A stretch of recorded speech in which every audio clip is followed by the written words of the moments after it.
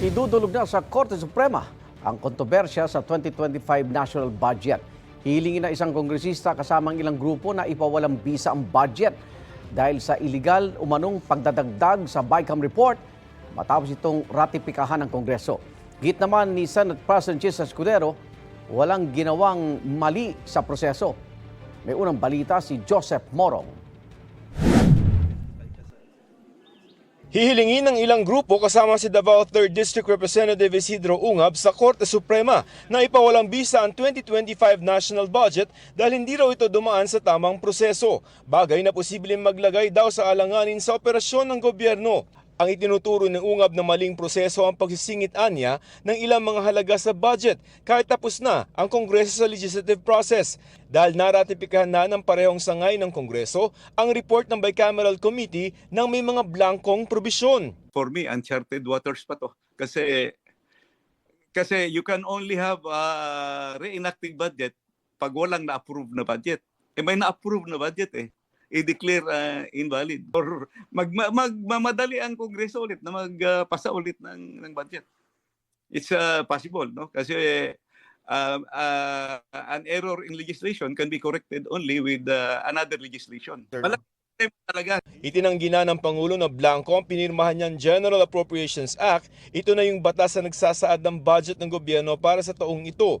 Pero sabi ni Ungab, tama naman na walang blanco ang enrolled bill. Ito yung kopya na hango sa BICAM report na naratipikahan na ng Kongreso at pinirmahan ng Pangulo. Ang problema, ang naratipikahan daw ng Kongreso ay ang BICAM report na may mga blanco na naging kompleto na sa enrolled bill. Maling-mali raw ito at illegal dahil anuman ang idinagdag sa enrolled bill ay hindi umunod dumaan sa ratifikasyon. Sino ang magician? May nag-magic magician. Yung singit after, wala yun, hindi yun na-ratify. Ipinakita ni Ungab sa GMA Integrated News ang in-email ng House Secretariat na kopya ng Bicameral Conference Report sa lampas 300 mga kongresista pasado alas 6 ng gabi ng December 11. Bandang alas 7 ng gabi noon, naratipikahan na ng Kamara ang BICAM report ng 2025 budget. Same document. At kung bakit na-ratify, wala man lang nakakita.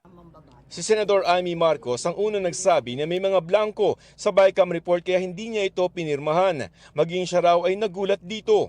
Umalma nga ako at tuluyang hindi ako pumirma kasi natatakot ako sa mga blanco-blanco at kulang-kulang na mga datos.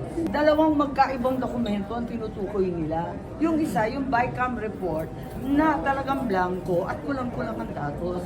Yung isa naman, yung GAA, napuno na ng mga numbers. Kompleto na yon. Hindi naman siya blanco-blanco. Yung GAA mismo na napirman. Yung gulat-gulat yung BICAM kung bakit nakalusot na may mga blankong amounts. Ma'am, yung enrolled bill, nakita niyo po yung enrolled bill? Oo naman. Wala na po siya. Wala. Kasi syempre nga yung napirmahan na napuno na Niratipikahan ng Kongreso noong December 11 ang panukalang budget at December 20 nila ito isinumite kay Pangulong Bongbong Marcos. December 30 na nang pirmahan ng Pangulo ang national budget. Sa pag-aaral ng GMA Integrated News Research, hindi bababa sa 138.36 billion pesos ang katumbas na halaga sa GAA ng mga nakablanko sa BICAM report. 110 billion pesos nito ay para sa mga programa ng Department of Agriculture at ang iba pa ay subsidy sa mga government corporation.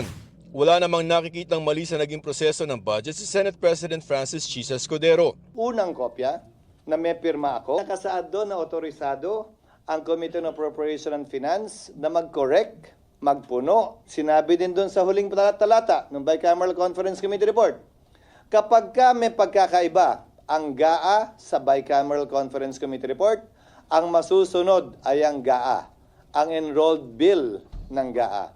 Ayon sa Korte Suprema natin, sa mahaba at marami ng desisyon, ang susundan ay yung enrolled bill.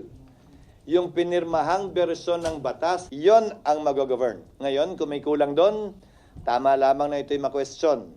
Or, pag may nirelease dahil fill in the blanks yun pagkatapos, tama lamang na hindi i-release yun at hindi payagan i-release yun. Alam naman yan nung kongresistang nagre-reklamo at nagsasaad ng mga punto niya kaugnay sa bagay na ito. Tingin ni Escudero, palapit ng eleksyon, ang kulay politika ay masyadong matingkad sa ngayon At siguro sa mga susunod na araw, wag na tayo magulat sa mga dagdag pang mga kwento, atake o pagpuna tulad nito. Hinihingan pa namin ng pahayag si House Speaker Martin Romualdez. Ito ang unang balita. Joseph Morong para sa GMA Integrated News.